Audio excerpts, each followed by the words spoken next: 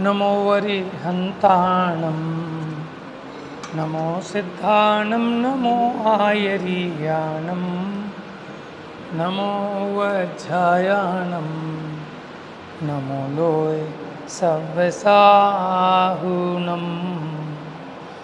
वन्दितु सर्वसिद्धे ध्रुवमचलमनोवमं गतिं पत्ते वोच्छामि समयपाहुः मृणमोषधकेवलीभणिदं नमः समयसाराय स्वानुभूत्या चकासते चित्स्वभावाय भावाय सर्वभावान्तरक्षिदे निज स्वरूप को परम रस जामे भरो अपार वंदो परमानंदमय समय सार अविकार। तो अपनी कल 92 से 97 गाथा तक एक प्रकरण पूरा हुआ कि अज्ञान से कर्मों का कर्ता होता है और ज्ञान से कर्मों का कर्ता नहीं होता। उसके लिए उदाहरण भूताविष्ट और ध्यानाविष्ट का देकर समझाया कि जो अपने से भिन्न धर्म आदि द्रव्य हैं उनमें ये मैं हूँ ऐसी जो कल्पना है उसके लिए उदाहरण किसका दिया था, भूताविष्ट का या ध्यानाविष्ट का? ध्यानाविष्ट का। और मैं क्रोध हूँ इसके लिए उदाहरण कौन सा दिया था, ध्यानाविष्ट या भूताविष्ट? याद है भूताविष्ट क्या होता है? भूताविष्ट, भूत जिसके सर पे भूत आ गया हो, ठीक है, उसको ऐसा लगता है कि ये क्रिया मेरी है। ऐसे ही माने पौद्गलिक क्रोध प्रकृति के उदय में उस सब में मिलाकर यही मैं क्रोध हूँ ऐसा मानना, उसके लिए भूताविष्ट का उदाहरण दिया। और जो अपने से धर्म धर्म आकाश काल अन्य जीव और पुद्गल जो भिन्न हैं उनमें जो अपने पने की मान्यता करना, उसके लिए ध्यानाविष्ट पुरुष भैंसे का। अब देखिए कुछ कलश आएंगे। कलश नंबर 57,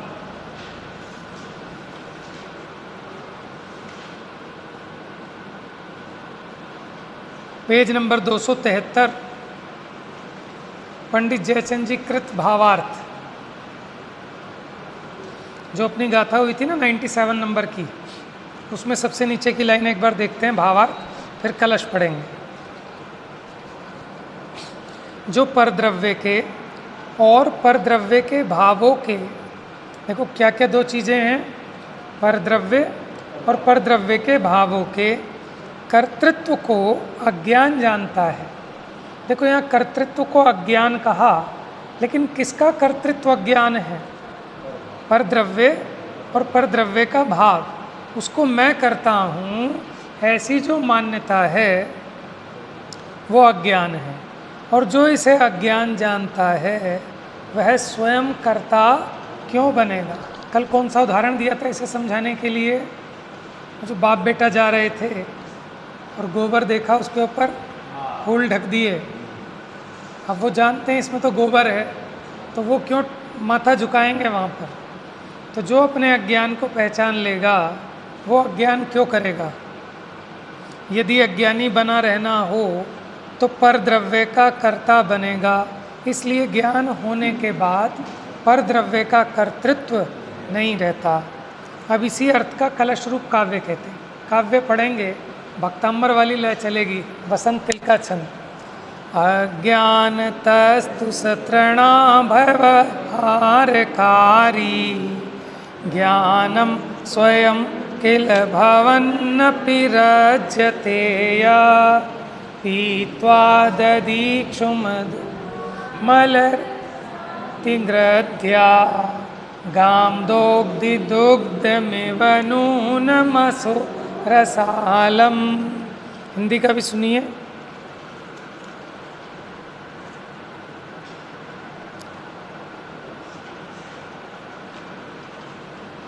नाज सम्मिलित घास को जो खावे गजराज, भिन्न स्वाद जाने नहीं, समझे मीठी घास। समझे मीठी घास नाज को ना पहचाने, त्यों अज्ञानी जीवन जातम स्वाद न जाने। पुण्य पाप में धार एकता शून्य हिया है, अरे शिखरणी पी मानो गो दूध पिया है। नाज सम्मिलित घास को, वो घास जिसमें अनाज भी मिक्स है, उसको खाकर जैसे हाथी, स्वाद दोनों का स्वाद न्यारा न्यारा है, लेकिन उन दोनों स्वाद को न्यारा न्यारा नहीं जानता और क्या समझता है कि घास मीठी है, जबकि मीठा क्या है और घास कैसी है। 274 समझे मीठी घास नाज को ना पहचाने, त्यों अज्ञानी जीव निजातम स्वाद न जाने। पुण्य पाप में धार एकता शून्य ही है, मैंने क्रोधादिक में पर द्रव्य में एकता धारण करके शून्य बुद्धि हो रहा है। अरे शिखरणी पी मानो गो दूध पिया है, शिखरणी पीकर ऐसा मानता है कि मैंने गाय का दूध पिया है। शिखरणी क्या है, उसमें दो चीज़ें मिली हैं, क्या है, कौन कौन सी। एक तो दही है, उसमें मीठा मिला दिया, उसे श्रीखंड कहते हैं ना, वही शिखरणी है। उसको पीकर, क्योंकि उसमें दो स्वाद अलग अलग हैं, लेकिन उनको पीकर उनका एक स्वाद मानता है कि मानो गाय का दूध पी रहा हूँ। देखो अब पेज नंबर 274, निश्चय से स्वयं ज्ञान स्वरूप होने पर भी, देखो यही समय सार की विशेषता है। क्या कह रहे हैं, निश्चय से स्वयं ज्ञान स्वरूप होने पर भी अज्ञान के कारण जो जीव, देखो हमारा बच्चा पेपर गलत कराए तो हमें गुस्सा आता है ना, उसके दो लगाते हैं, क्यों कि तू इतना इंटेलिजेंट होके भी इसको गलत कराया, तूने मुझे सुनाया भी था इसका आंसर फिर भी गलत कराया। तो ऐसे आचार्य देव कह रहे हैं यद्यपि ये जीव कैसा है, स्वयं ज्ञान स्वरूप है, और ऐसा होने पर भी आश्चर्य तो इस बात का है कि अज्ञान के कारण क्या करता है, जो जीव घास के साथ एकम एक हुए सुंदर भोजन को खाने वाले हाथी आदि पशुओं की भांति, तो खाली गजराज कह दिया, लेकिन कहा कि पशु की चर्या है, कि उसको विवेक नहीं है, कि जो सुंदर भोजन है उसे भी कूड़े के साथ घास के साथ मिलाकर खाता है। तो जो पशुओं की भांति राग करता है, पशुओं की भांति राग करता है, माने राग का और ज्ञान का मिलाकर एक स्वाद लेता है, ज्ञान का, राग और ज्ञान का। बहुत बढ़िया। देखो इन्होंने बहुत अच्छी बात कही कि वो अभी बात हमारी पीछे चल रही थी कि वो उपयोग ही तो मिथ्यात्व क्रोध राग आदि रूप परिणमित हुआ है, लेकिन ऐसा परिणमित होने पर भी जिस समय वो क्रोध आदि राग आदि रूप परिणमित हुआ, उसी समय भी उपयोग, उसकी जो वो जानने पने के स्वाद है वो कहीं नष्ट नहीं हुआ। अब देखो कि पहले क्रोध जाए, पहले राग जाए, तब ज्ञान का स्वाद लूँगा, ऐसा तो कभी हो नहीं सकता। ये राग के काल में ही ज्ञान का स्वाद ले सके, उसके ही राग का अभाव हो सकता है। और जिसको ये कला नहीं आती, हम ये सोचते हैं ना कि रिटायर हो जाए फिर आत्म कल्याण करेंगे, कि फिर कुछ नहीं कर पाओगे, जब किसी काम के नहीं बचोगे तो धर्म के किस काम के। समझ में आया? तो मज़ेदारी तो इसमें है कि जो चल रहा है, इस चलते में अगर तू करना सीख गया तो ही निवृत्त होने के बाद भी कर पाएगा, नहीं तो 60 साल के बाद बहुत देखे हैं कि दुकान खोल लेते हैं घर के नीचे, कि चल एक परचूने की दुकान खोल लो, चलो स्टेशनरी की दुकान खोल लो, कुछ भी चक्की लगा लो, है कुछ काम धंधा डाल लो, मुकेश ये खोल दी जरा, क्या देख पीछे से शायद वायर निकला हुआ है, क्या है या गलत वायर लगा रखा है। तो देखो वो कहते हैं ना, जिनसे घर में कछुना बनी है, माने जो घर में ही कुछ नहीं कर पाते और वो घर छोड़ दें तो जंगल में जाकर क्या करी है, वो कुछ नहीं कर पाएंगे। हमें और आपको ये लगता है कि अभी हम बहुत बिज़ी हैं, बहुत बिज़ी हैं। जब हम नौकरी वोकरी छोड़ देंगे, काम धंधा बंद कर देंगे, निवृत्त हो जाएंगे, तब हम खूब अपना आत्मकल्याण करेंगे, तब कुछ नहीं कर पाओगे। नहीं वो लाइट ही नहीं आई उसमें, मुझे लगता है आगे एक बटन होता है, मेन स्विच वाला बटन बंद है शायद। हाँ आप चल गए। तो ये आप अनुभव करके देख लेना। हम सोचते हैं कि फुर्सत नहीं मिल रही, फुर्सत नहीं मिल रही। जब फुर्सत मिलती है तो परिणाम नहीं लगते। होता क्या है, जब आदमी को चीज़ उपलब्ध नहीं होती तो उसकी कीमत आती है। माने एक संडे की बड़ी कीमत आती है ना, 6 दिन बाद एक संडे आए, आप लोगों का ट्यूसडे आए, समझ में आया, किसी का मंडे आए, तो उसकी बड़ी कीमत लगती है। लेकिन जिस दिन आ जाता है अब भय लगता है कि ये तो गया, तो भी कुछ करता नहीं है। ऐसी ज़िंदगी का है कि ज़िंदगी ऐसी निकली जाती है। तो कहने का मतलब ये है कि परिस्थितियों के पीछे बैठे नहीं रहना कि जब ऐसे बनाव बनेंगे, जब ये होगा तब वो होगा, तब ऐसा करूँगा। अभी घर में बीमारी चल रही है, अभी घर में काम चल रहा है, अभी सीज़न है, अभी तबीयत सही नहीं है, अभी वर्कलोड बहुत है। तो भैया अगर इसमें करने की कला सीख ली तो जब वर्कलोड नहीं होगा, काम नहीं होगा, शरीर भी स्वस्थ होगा, तभी कुछ कर पाएगा, नहीं तो कुछ नहीं कर पाएगा। क्योंकि आज ये जो परिणाम हो रहा है ना तेरे को करने का भाव, इस परिणाम का होना दुर्लभ है। ये शरीर की अस्वस्थता, बाहर की व्यस्तता, वो उतनी बाधक नहीं है, लेकिन ये जीव के जो परिणाम, माने इसमें जो रुचि की हानि और उस रुचि का बनना, वो बड़ा दुर्लभ है। तो जब व्यक्ति के पास टाइम नहीं होता तब उसे रुचि बहुत होती है, यार ये तो बढ़िया है, ये अपना 11 बजे जाओ, 12 बजे जाओ आराम से काम पे, इतने अपने तसल्ली से पूजा पाठ करो, स्वाध्याय करो, ये कितने बढ़िया हैं, कितने बढ़िया हैं।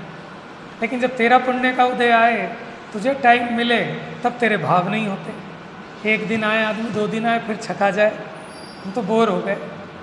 समझ में आया? ये सच्चाई है कि जब तक ये गृहस्थी में रहता था तो इसके इतने उछलते थे परिणाम कि कब मैं त्यागी बनूं, कब त्यागी बनूं। और जब त्यागी बना तो परिणाम ही पता नहीं कहाँ गायब हो गए। समझ में आया? तो कीमती है हमारा वो परिणाम, जिस समय वो परिणाम उत्पन्न हो रहा है रुचि वाला कि मुझे मेरा आत्मकल्याण करना है। अब कोई इंतज़ार करने की ज़रूरत नहीं है, बहुत ज़्यादा टाइम नहीं चाहिए कि तेरी दुकान को नुकसान हो, कि तेरे नौकरी को नुकसान हो, कि पढ़ाई को नुकसान। उसमें ज़्यादा सोचने की ज़रूरत नहीं है, क्योंकि दुर्लभ ये रुचि का बनना है। ये रुचि बनी है तो उसी समय काम कर लो तो काम हो जाएगा। और अगर ये रुचि नहीं रही, फिर कितना ही कुछ करना तो वो उपलब्धि होने वाली। इंग्लिश में कहावत है ना, strike the iron while it is hot. माने जब तक लोहा गर्म है तो तुरंत उस पर चोट मार लो, ठंडा हो गया तो फिर जैसा मोड़ना चाहते हो वैसा मुड़ेगा नहीं। लोग कहते हैं ना, मौके पे चौका लगा लो। समझ में? सीजन का टाइम हो, आपको पता है मार्केट में माल कम मिल रहा है तो 100 वाला माल 200 में भी बिकता है, 10 वाला टमाटर 40 में भी बिकता है। जब मौका हो, वो मास्क कितने महंगे बिके, ऑक्सीजन सिलेंडर कितने महंगे बिके हैं। तो इसलिए दौलत राम जी कहते हैं, क्या है, यह दाव मत चूको। क्या है वो पूरी लाइन?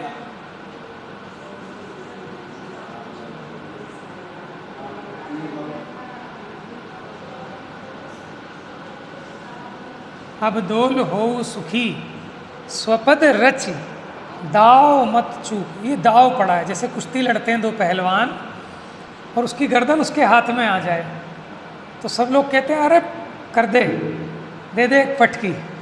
क्यों? कि अब क्या है, दाव तेरे हाथ में है, और अगर अब चूक गया तो फिर नहीं बचने वाला। समझ में कितनी इम्पोर्टेंस है उस टाइम दाव की, कि जिसका दाव लगा है, तो ऐसे हमें लगता नहीं है कि हमारा दाव लगा है। दाव लगा है ऐसा अपने समझ में आए तो हम अपने समय को खोटी ना करें, उस समय का सदुपयोग करके वो जो दाव लगा था उसमें बाजी को जीत लें। लेकिन बाजी हार गए। अभी एक बार नहीं, कितने अनंत भाव धारण किए और हर बार यही बेवकूफ़ी की। तो यहाँ इसलिए कहते हैं, कहाँ रचियो पर पद में न तेरो, पद यह क्यों दुख सहे, अब दोल हो सुखी स्वपद रच, दाव मत चूको यह। समझ में आया ना? तो हमें उसकी कीमत नहीं आ रही, लेकिन जब चीज़ प्राप्त नहीं होती तो वो कीमती लगती है, और जब सुलभता से प्राप्त हो जाती है तब उसकी कीमत, अभी हमें हमारे समय की कीमत कहाँ आती है। बच्चे 1 घंटा 1 मिनट में वीडियो गेम में लगा दें, बड़े लोग टीवी में, फिल्म में, इसमें उसमें, फेसबुक में, टेलीग्राम में कितना समय वेस्ट कर देते हैं। और उस समय की कीमत तब भाषित होती है कि जब इसको अटैक आ गया हो और डॉक्टर कहे कि भाई एक एक समय कितना कीमती है, जल्दी टाइम से पहुंच जाए, तब समझ में आता है कि वो एक एक समय कितना कीमती है ना। काहू घर पुत्र जायो, जायो समझ गए? क्यों भाई साहब? हाँ, पैदा हुआ।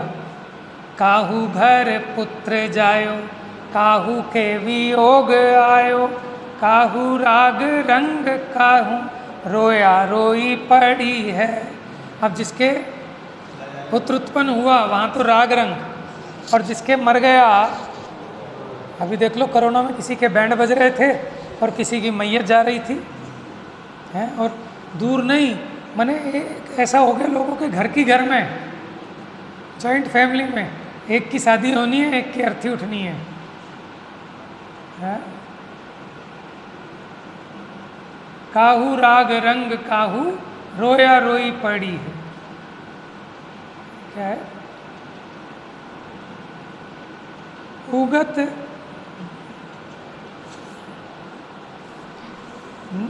कि जहाँ सूर्य निकलते समय खुशियाँ मन रही थी, है, वहीं सांझ के समय रोया रोई मची है। जहाँ भान उगत उछाव गीत गान देखे, सांझ समय ताही थान हाय हाय मची।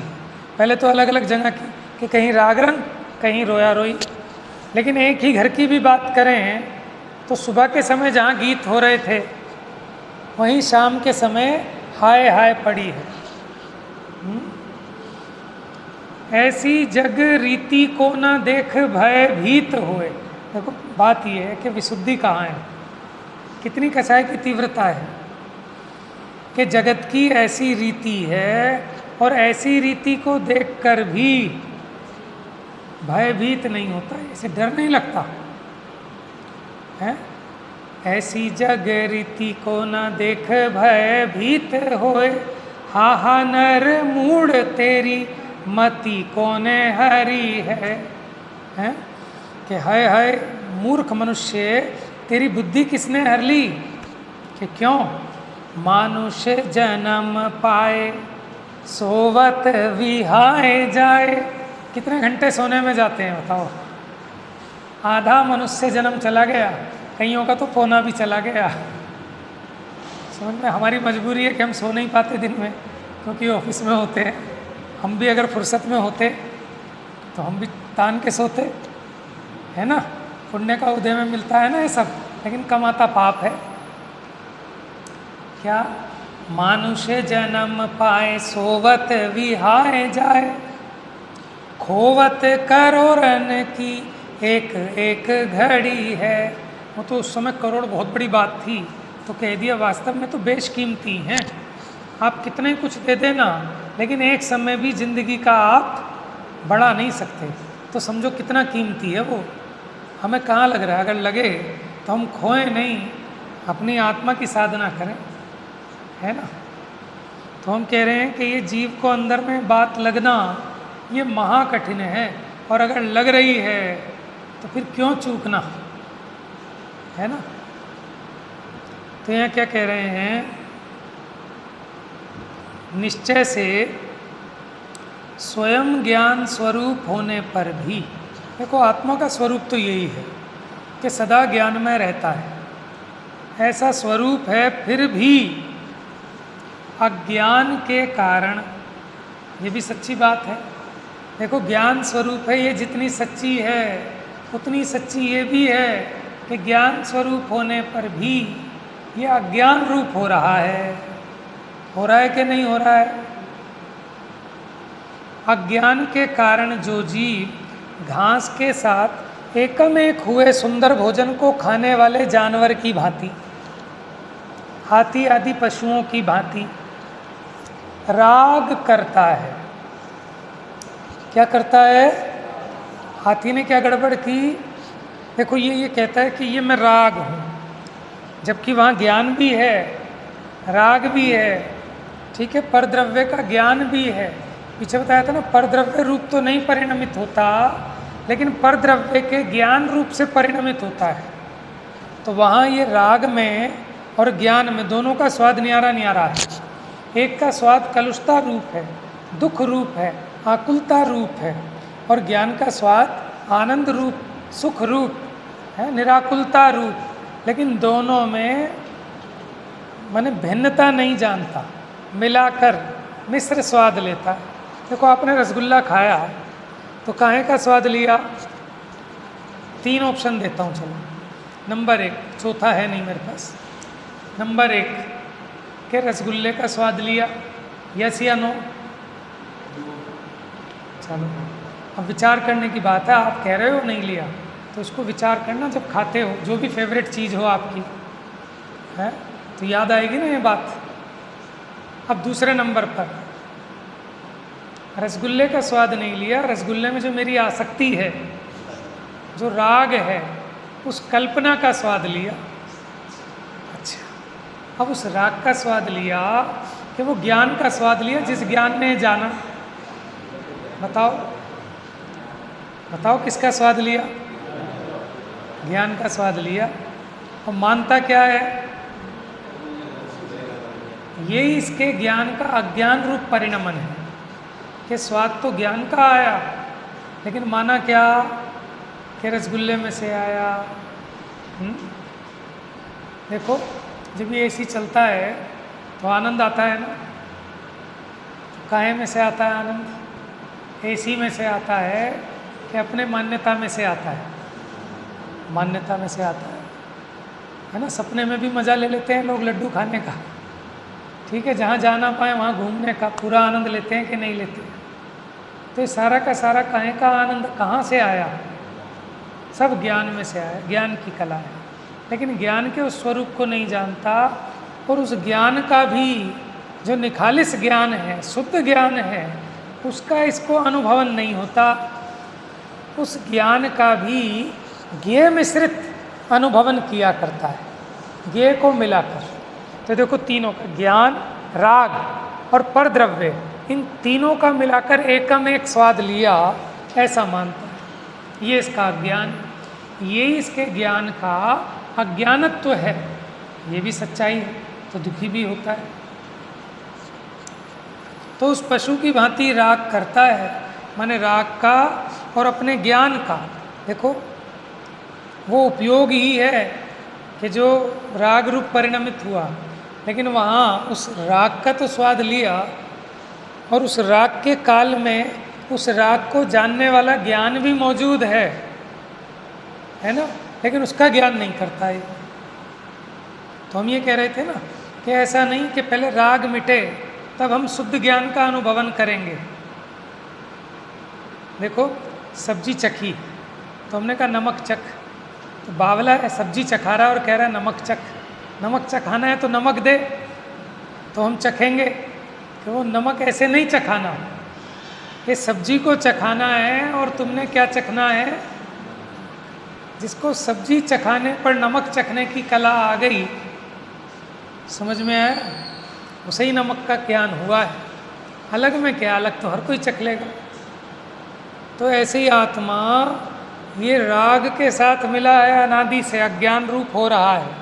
अब इस अज्ञान रूप होते समय भी इसमें जो ज्ञान रूप का स्वाद लेना जान ले, है ना, वो है मनुष्य, नहीं तो पशु है। मिश्रित करके स्वाद ले रहा है ना, और उनका अलग अलग जाने तो वो समझदार है, वो मनुष्य है, नहीं तो त्रियंश है।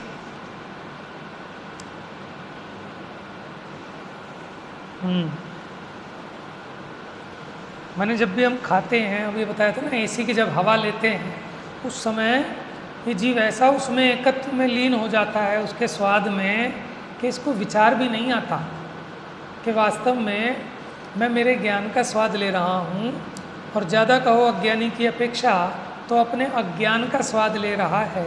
और उसी अज्ञान को भेद करके कहें तो मिथ्या दर्शन, मिथ्या ज्ञान, मिथ्या चारित्र रूप परिणमित हुआ, पर द्रव्य रूप, वो ठंडक रूप, ठीक है ना, मिठास रूप, वो आत्मा परिणमित, लेकिन उसके ज्ञान रूप परिणमित हुआ है।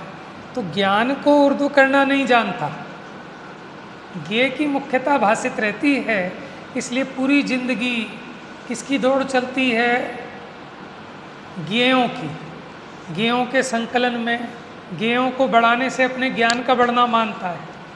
समझ में, माने मेरे ज्ञान में अगर ये 415 गाथाएं मेरा ज्ञ बनती हैं, मुझे लर्न है, तो मुझे लगता है कि हाँ मैं बड़ा ज्ञानी, और अगर एक भी याद नहीं रहती तो मुझे लगता है मैं काहे का ज्ञानी। बात समझ में?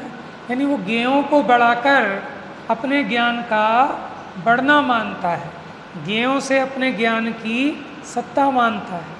अच्छा बताओ, बड़ा विद्वान कौन कि जिसके प्रवचन में हॉल खचाखच भर जाए, है वो, या जो जिनवाणी के हिसाब से सम्यक प्रतिपादन करे वो।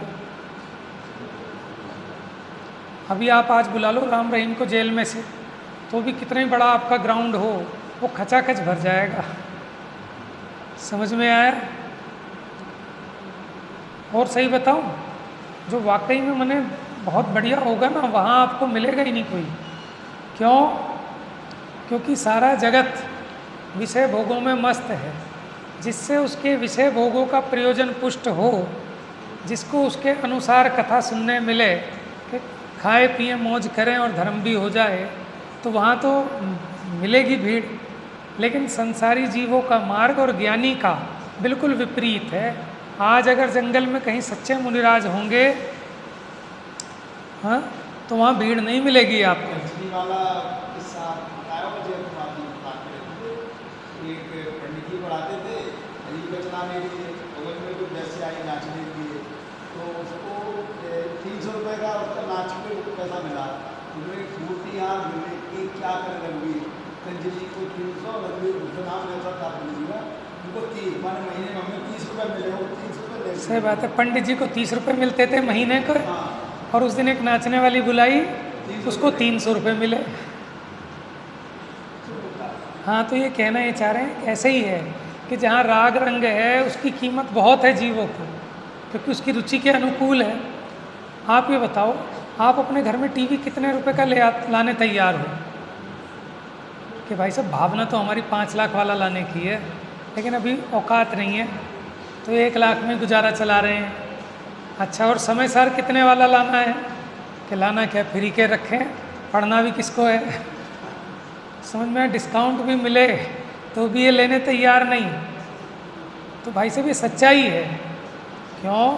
कि वही तो ले पाएगा जिसकी होनहार भली होगी। एक बच्चा है, उसे खिलौनों की दुकान पे ले जाओ तो वो उठाता है बंदूक बस सबसे पहले। तो हमें उसकी होनहार का, उसकी रुचि का, या चाकू छुरी है, या मारने पीटने कूटने वाली चीज़ें। और एक बच्चा ऐसी चीज़ें उठाता है कि जो सृजनात्मक हों, क्रिएटिविटी वाली हों, माने पढ़ाई लिखाई से संबंधित हों। ठीक है, तो हमें समझ में आ जाएगा कि इसकी होनहार कैसी है। अब आप ये सोचो, हम अपने खून पसीने की गाड़ी कमाई को कहाँ लगा रहे हैं? हम भी उसी बच्चे की तरह हैं। हम कौन सा खिलौना पसंद करते हैं? तो भाई साहब, कौन सा पत्थर होता है वो सबसे महंगे वाला? मकराना। कि मकराना का पत्थर लगाएंगे, और क्या लगाओगे कि ऐसा बढ़िया एसी लगाएंगे, ऐसा गार्डन बनाएंगे, ये करेंगे वो करेंगे। माने तुमने जो इतना पाप कर कर के ये पैसा कमाया, जिसे हम खून पसीने की कहते हैं ना, शास्त्र की भाषा में कहें तो खूब पाप कर कर के, खूब परिणाम गिरा गिरा के।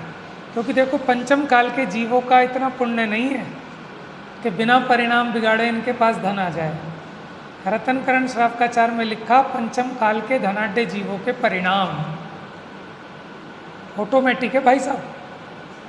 समझ में आया? सब बेईमान लगने लगते हैं जब पैसा आता है, कह रहे इसे पैसा दूंगा ये मार लेगा और दुश्मन और बन जाएगा। ऐसे ऐसे परिणाम बिगड़ते हैं जीव के। तो क्या कह रहे हैं कि जिसको हम खून पसीने की कमाई कहते हैं, तो उसमें हमने क्या किया, बहुत आकुलता की, बहुत व्याकुलता की, मंदिर छोड़ा, पूजा छोड़ी, पाठ छोड़ा, स्वाध्याय छोड़ा, संयम छोड़ा, खाने पीने का विवेक छोड़ा। समझ में आया? माने छल कपट बेईमानी जितना हो सके सब किया। इसको हम कहते हैं खून पसीने की। तो खून पसीने की है कि पाप की है?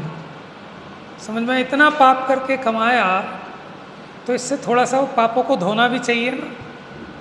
लेकिन ये करता क्या है कि उस पाप की कमाई को माने ऐसी इन्वेस्टमेंट करता है कि उसके ब्याज में भी पाप आता है। नहीं समझे? माने हम घर का परिग्रह कोई भी लेके आए, मानो हम टीवी लेके आए, तो काहे की कमाई होगी उससे? और ऐसे तो बहुत विरले होंगे जो बेचारे उस पर सुबह से रात तक प्रवचन सुनते हैं, और जो प्रवचन सुनने वाले उनसे टीवी छीन लेंगे लोग, कहेंगे दिमाग खराब हो गया इनका। समझ में आया? नहीं तो आदमी 10-20 मिनट सुनेगा और फिर अपना वही रंगारंग कार्यक्रम है। तो कहने का मतलब क्या था कि देखो ये हमारी होनहार का परिचायक है, ये हमारी रुचि का परिचायक है। तो हम तो बात ये कह रहे थे कि हमें विचार भी नहीं आता कि जब 5 इंद्रिय के विषयों का स्वाद लेने में मशगूल होते हैं कि स्वाद ऐसा ही लगता है कि इसमें से ही आया। आपने कोई व्यंजन खाया तो यही तो लगता है पूरा का पूरा, तब कहाँ गया वो समय सार का अभ्यास है? कहाँ गया?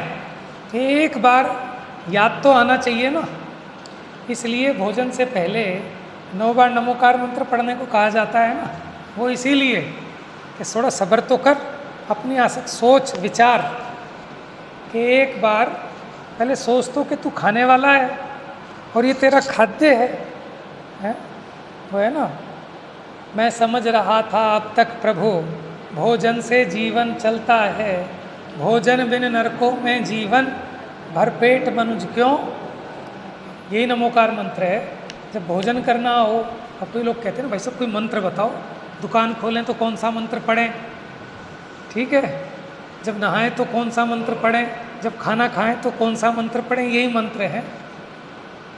जब दर्पण देखो तो भी मंत्र है, कौन सा, कि मुखड़ा क्या देखे दर्पण में, तेरे दया धर्म नहीं मन में। समझ में आया? भगवान को देखे तो भी मंत्र है कि क्या मंत्र है? ऐसा ही प्रभु मैं भी हूँ, ये प्रतिबिंब सुमेरा है, भली भांति मैंने पहचाना, व्यायक भाव सुमेरा है। ठीक है ना? सब चीज़ों के सब मंत्र हैं, यही नमोकार मंत्र है? तो इसलिए जीव खाना खाने से पहले अगर 2 मिनट शांति से बैठे तो इसको कदाचित ख्याल में भी आए कि कितना खाएगा, ये गड्ढा कब भर जाएगा ये बता। नहीं समझे? माने कोई वैसे खैर उल्टी बात कह रहा हूँ, मोटे लोगों की खुराक कम होती है, कि किसी की खुराक बहुत ज़्यादा हो, ठीक है, तो बनाने वाला भी सोचता है और कितना खाएगा ये, और कितना खाएगा, और कितना खाएगा। तो ऐसा कभी अपने बारे में भी सोचना चाहिए कि और कितना खाएगा। सुबह भी खाया था, कल भी खाया था, परसों भी खाया था, माने जितना हमने खाया, माने कितने गोदाम भर दिए जाएं, कितना हमने दूध पी लिया है, कितना हमने पानी पी लिया, कुछ है लिमिट उसकी? कोई अंत है? कूड़ा ही चलो खा लिया हो तो छोड़ो, जो उसका कूड़ा फेंका वही कितना हो जाता है, तो जितना खाया उसकी तो बात ही क्या है। तो यही तो अंतर है त्रियंच में और मनुष्य में, कि जो विचार करता है, जो मन का सदुपयोग करता है वो मनुष्य है, और जिसको विवेक नहीं है वो त्रियंच है। तो यहाँ कह रहे हैं राग का और अपना मिश्र स्वाद लेता है। बात समझ में आई मिश्र स्वाद की? इसको खबर नहीं है कि ये स्वाद ज्ञान का है और ये स्वाद राग का है। और पर द्रव्य का स्वाद तो न ज्ञानी न अज्ञानी कोई नहीं लेता। अज्ञानी राग का स्वाद लेता है वास्तव में तो राग मिश्रित ज्ञान का, और ज्ञानी ज्ञान का स्वाद लेना जानता है। वह श्रीखंड के खट्टे मीठे स्वाद की अति लोलुपता से, माने जैसे किसी की कोई फेवरेट चीज़ हो तो उसको सब्र नहीं होता कि मैं यहाँ विवेक करूँ कि खट्टा क्या है मीठा क्या है। कहते टेंशन मत दो, मज़ा लेने दो। तो ऐसी जो अति आसक्त है श्रीखंड के लिए, श्रीखंड समझते हो गुजरात में चलती है, दही में मीठा मिला लेते हैं, ठीक है ना, गाढ़े दही में, वो हो जाती है श्रीखंड। लेकिन वो अंतर्मुहूर्तवाद अवक्षय, ध्यान रखना, दही में मीठा मिलाने पर अंतर्मुहूर्त के बाद वो अवक्षय हो जाती है। और उसका क्या है, गुड़ का, गुड़ को तो खाने लायक ही नहीं है, और दही के साथ मीठा मिलाने पर उसको कहते हैं गरिष्ठ आहार। वो पचता नहीं है आराम से, और उसके बाद आपको नींद आएगी ज़ोर से। देखो जैसे बच्चा होता है ना, जिसने पढ़ाई करनी है तो वो हल्का भोजन खाता है, गरिष्ठ चीज़ें नहीं खाता। वो कहता है मम्मी कल मेरा पेपर है, ये हटा लो, क्योंकि इसको खाऊंगा तो पढ़ नहीं पाऊंगा, मुझे पूरी रात पढ़ना है। ऐसी जो साधक जीव है उसका भोजन भी उस विद्यार्थी की तरह होता है कि नहीं तो आराधना कहाँ से होगी, प्रमाद ही प्रमाद होगा। आप देखो, आप खाना खा के आ जाओ, स्वाध्याय करने तुरंत, आप पे बैठना मुश्किल हो जाएगा। क्यों? क्योंकि खाने के बाद सारी ताकत पचाने में जाती है, तो वो सारा जो आपका ब्लड है ना, उसका सारा का सारा सर्कुलेशन, सारी चीज़ वो यहाँ पहुँच जाती है पेट पर। इसलिए कहते हैं खाना खाने के बाद थोड़ा विश्राम करना चाहिए। खाना खाने के बाद पढ़ना लिखना नहीं चाहिए एकदम, क्योंकि दिमाग ही काम नहीं करेगा आपका। और अगर आपने ज़्यादा खा लिया तो बिल्कुल नहीं करेगा।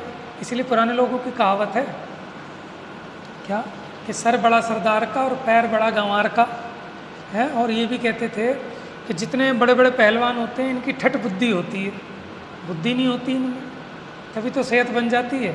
क्योंकि जिसमें बुद्धि होगी है ना, उसको भय भी रहता है, उसको टेंशन भी रहती है। अब देखो पागल आदमी, माने जैसे दिमाग चला हो जिसका, उसको टेंशन भी नहीं होती क्योंकि उसको विवेक ही नहीं है। खैर, जैसे श्रीखंड को पीता हुआ भी, लेकिन कैसे पी रहा है, अति लोलुपता से। समझ में, जहाँ अति लोलुपता होती है वहाँ विचार नहीं होता। जैसे आज आपकी फेवरेट डिश बनी हो तो आपको होश नहीं आएगा कि चेक तो कर लूँ कुछ है तो नहीं इसमें। समझ में आया? और जैसे जो चीज़ आपको पसंद नहीं है तो आप 10 बार बस ऐसे ही देखते रहोगे, ऐसे ही देखते रहोगे 10 बार, क्योंकि वहाँ आपकी आसक्ति नहीं है ज़्यादा। और जहाँ आपकी आसक्ति आप करोगे ऐसे 1-2 बार, कुछ नहीं वो तो आया। तो ऐसे ही जिसको श्रीखंड के प्रति अति लोलुपता है तो वो श्रीखंड को पीता हुआ भी स्वयं गाय का दूध पी रहा है, ऐसा मानने वाले पुरुष के समान है। मतलब क्या है कि इसमें कुछ खटास है, कुछ मिठास है, दोनों के स्वाद का भेद वो नहीं जानता। और देखो किसी को मज़ा आ रहा हो उस भोजन में, उससे पूछो नमक कैसा है, वो कुछ जवाब नहीं देगा। 2-3 बार पूछ लोगे तो डांट देगा, धपक देगा, फेंक के मारेगा कि खाना खाने दो, क्यों डिस्टर्ब कर रहे हो मुझे। समझ में आया? तो ऐसे ही यहाँ जैसे हाथी को घास के और सुंदर आहार के भिन्न स्वाद का भान नहीं होता, भान नहीं होता कि करता नहीं है। क्यों नहीं होता? देखो होता नहीं है, क्यों नहीं होता? अति लोलुपता के कारण, अति आसक्ति के कारण। उसी प्रकार अज्ञानी को पुद्गल कर्म का और अपने भिन्न स्वाद का भान नहीं है, इसलिए वह एकाकार रूप से राग आदि में प्रवृत्त होता है। देखो राग ज्ञानी को भी हो, लेकिन वो उसमें एकाकार से प्रवृत्त नहीं होता, क्योंकि उसको विवेक है। ये जो दुख रूप भाव है ये राग है, और जो है सुख रूप भाव है, ज्ञान रूप भाव है, ये मेरा स्वरूप है, ऐसा उसको विवेक है। समझ में आया? जैसे श्रीखंड का स्वाद लोलुप पुरुष श्रीखंड के स्वाद भेद को ना जानकर श्रीखंड के स्वाद को मात्र दूध का स्वाद जानता है, उसी प्रकार अज्ञानी जीव स्व पर के मिश्र स्वाद को अपना स्वाद समझता है। स्व और पर के मिश्र स्वाद को अपना स्वाद समझता है। ये नहीं जानता कि ये पर है, ठीक है ना, इसका स्वाद जुदा है और ये मैं हूँ, मेरा स्वाद न्यारा है। चलिए समय हो गया है, कलश भी अपना पूरा हो गया। अब इसी तरह के 5-6 कलश चलेंगे, ठीक है। एक बार हिंदी का कलश और पढ़ते हैं तो आपके उपयोग में रहेगी ये बात।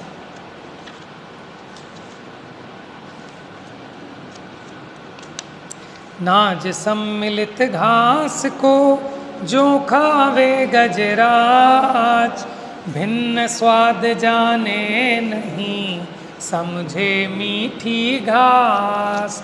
समझे मीठी घास नाज को ना पहचाने, त्यों अज्ञानी जीवन जातम स्वाद न जाने। पुण्य पाप में धार एकता शून्य हिया है, अरे शिखरणी पी मानो गो दूध पिया है। मैंने श्रीखंड को पीकर भी उसमें जो भिन्न भिन्न स्वाद हैं उनको नहीं जानता, ठीक है ना, और उसे दूध का ही स्वाद मानता है। उसी अज्ञानी की भांति जो आत्मा का, स्व का और पर का भिन्न भिन्न स्वाद नहीं जानता, वो अज्ञानी है। शेष चर्चा कर। मिथ्यातम नाश वे को